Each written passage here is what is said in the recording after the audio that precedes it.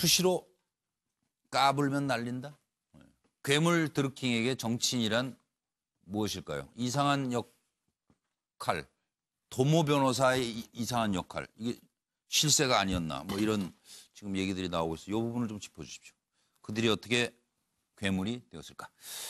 까불면 한 방에 날린다. 협박. 그들은 왜 정치판 괴물이 됐나?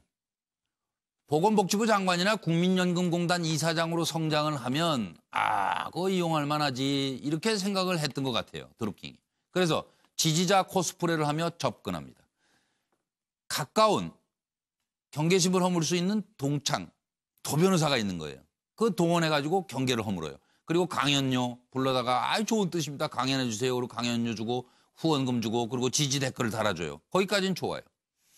그리고 나서 영향력을 행사해서 원하는 것을 얻고자 해요. 슬그머니. 말 잘 안 들어줘요. 일이 안 돼요. 그럼 협박해요. 4천만 원을 받았다. 잘못 받았다. 정상적인 후원 절차를 밟지 못했다. 그리고 그는 스스로 이 세상을 버렸습니다. 1년 전에 협박, 노회찬까지 한 방에 날려버리겠다. 노회찬 사망 소식에 진짜 책임져야 할 사람은 따로 있는데 하여튼 이 입을 드루킹 체포 직전에 숨긴 USB를 확보해서의 특검이 김경수와의 대화 내용도 담겨 있다고 합니다. 참 어떻게 되는지 모르겠네. 들어보시죠.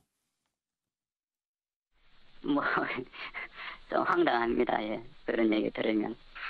경공모가 이제 만들어지는 과정을 보고 그리고 그 안에 있는 사람들이라면 예. 경제민주화를 위해서 이제 이렇게 모이게 된 조직이라고 봐요. 근데 그 경제민주화에 위해서 모인 조직이 예. 사실은 정치보다 더 많은 힘을 가지고 있다고 이제 회원들이 믿고 있습니다. 그래서 경공모가 지금 우리가 오히려 정치인들을 움직이고 조정하는 것이다.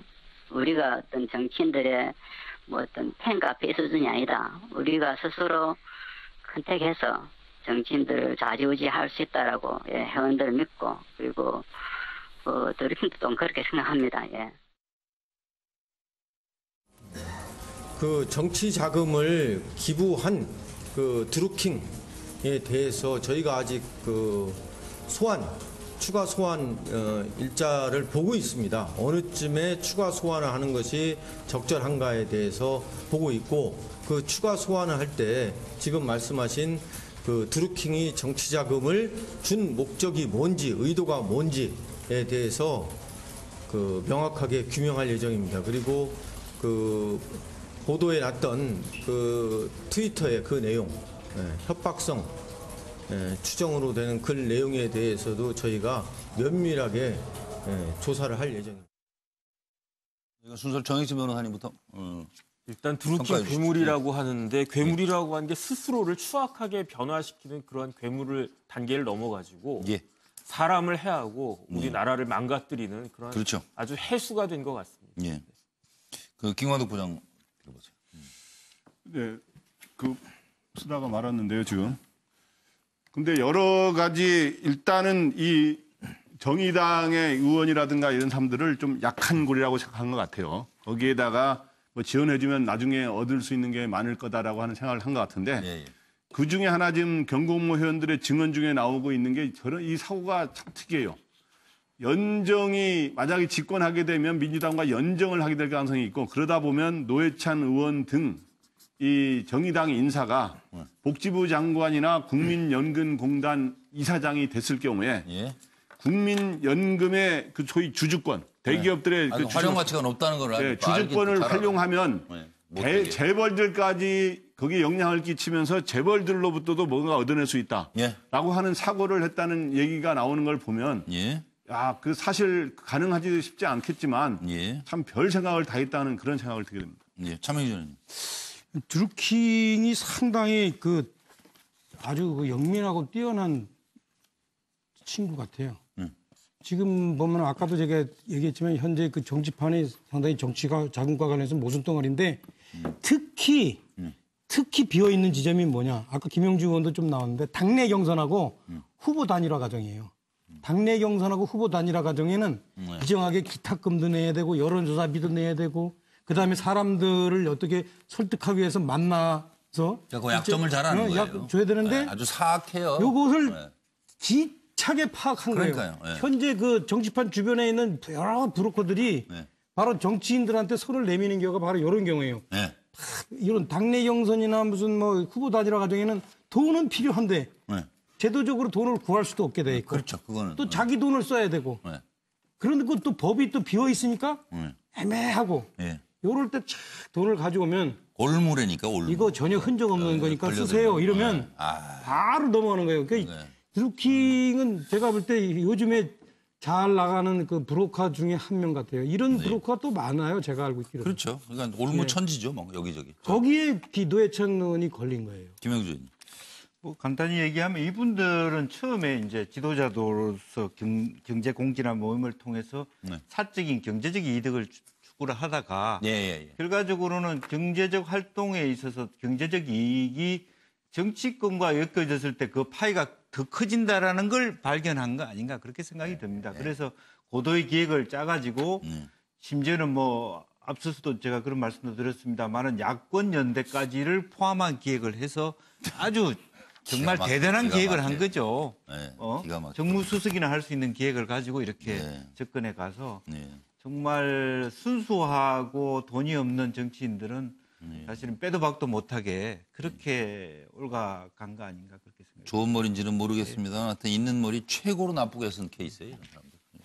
혼 좀 나야 되지 않아요? 노 변호사님? 그렇죠. 사실은 사람이 태어나서 가지고 싶어 하는 게 세 가지라고 그래요. 예, 예. 돈하고 권력하고 명예라고 하는 건데 예. 요즘은 명예를 추구하는 것보다는 이제 돈을 가장 중요시하는 것 같고 그러기 위해서 권력이 수단이 되기도 하고 사실은 그렇죠. 권력이 목적이 되기도 하거든요. 네, 네. 이런 것들이 이제 합쳐지게 되면 그 욕심이 한두 끝도 없어진다는 거예요. 그래서 현재 그 드루킹하고 도모 변호사 같은 경우에 그 128GB의 그 USB 속에 모든 것이 다 들어있다고 지금 특검에서 얘기를 하고 있어서 그걸 분석해 내게 되면 사실 이번 사건의 진실이 밝혀질 것 같긴 한데 이들은 자기가 접촉했던 모든 사람과의 대화를 전부 다 여기에다가 다 모아놨다는 거거든요. 그거는 언제든지 그들을 약점 잡아 자기네들이 호의호식하고 뭔가 세력을 형성하기 위해서 미리 철저히 계획했다라고 하는 얘기가 되기 때문에 사실은 이런 괴물을 누가 양산해 냈는가 이런 괴물들이 활개치고 다닐 수 있게끔 우리가 사실은 그런 토양을 만들어준 게 아닌가. 맞아요. 이런 생각을 좀 우리도 네. 좀 반성해봐야 될 것 같습니다. 예. 김 교수님. 예, 뭐, 전 제목을 이제 권력에 미친 브로커들의 농간이라고 얘기를 했는데요. 네. 그러니까 보면 최근에 정치인들, 정치 혐오 시대 정치인들을 사랑하고 그들을 지원하는 건 지지하는 건 되게 좋다고 생각을 하는데 어느 순간 이 부분들이 맹목적인 상황으로 가게 되면 네. 여기 나왔지만 경제민주화라는 이름으로 정치 권력을 획득하기 위한 다양한 행위들, 농간들을 부리는 상황이니까요. 예. 그래서 이렇게 되게 되면 내부적인 견제가 안 되는 정치적인 집단들이 만들어지는 상황들이 뭐 발생하는 거죠. 예. 그래서 좀 이런 집단들이 있을 때도 내부적으로 좀 그 개인, 뭐 드루킹 이런 사람이 아니라 예. 좀 민심과 여론들을 잘 반영할 수 있는 내부의 그런 좀 논의들을 가지고 또 그런 좀 대중적인 좀 내부의 토론들이 좀 있어서 좀 이런 일이 다시 좀 발생하지 않았으면 좋겠습니다. 왜냐하면 이런 일 때문에 또 아주 좋은 정치인 한 분을 잃게 되는 이런 상황이 발생했기 때문에 좀 그런 것 좀 저희가 유의해 주셨으면 좋겠다는 생각이 듭니다. 예. MBN 뉴스와이드 생방송으로 진행해드리고 있습니다. 6시 44분이 벌써 됐는데요. 시작하면서 속보로 전해드린 송영무 장관 발언이 적힌 보고서, 국군 기무사령부 보고서를 여야 국방위원들이 확인했다. 얘기가 지금 상당히 복잡하게 돌아가고 있습니다. 군 조직은 국민을 위해 있는 것이지요. 그리고 불안해서는 안 됩니다. 군 조직이. 기강이 흔들려서는 안 됩니다. 지금부터 심층 분석, 기무사 문건 공방 자세히 살펴드리겠습니다. 기무사령관과 국방부 장관이 사상 초유의 하극상 공방을 벌였다. 이게 도저히 지금 믿기지 않는 상황이 벌어지고 있어요. 위중함을 인식해서 20분간 보고했습니다. 국방부 장관 얘기로는 5분간 지휘 보고한 것으로 나는 안다. 서로 얘기가 달라도 이렇게 다를 수가 있습니까? 기무사령관 20분간 위중함을 인식할 정도로 보고했다. 국방장관은 5분간 지휘 관련 보고를 받은 것뿐이다. 양측의 인식을 먼저 짚어주십시오.